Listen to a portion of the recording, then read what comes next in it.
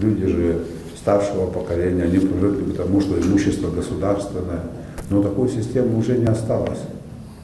Имущество государственное, оно есть, но если это имущество коммерческого назначения, лучший коммерсант в этом смысле не государство.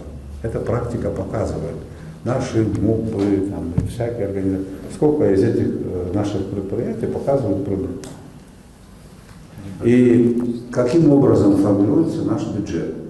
Если посмотреть в разрезе собственности, больше 90% это частники, частная собственность, бизнесмены и так далее. Но государство – регулятор. В любом случае государство сильнее любого игрока. Государство всегда найдет механизмы привести в чувство любого игрока, если захочет. Что у нас потихонечку в Абхазии происходит.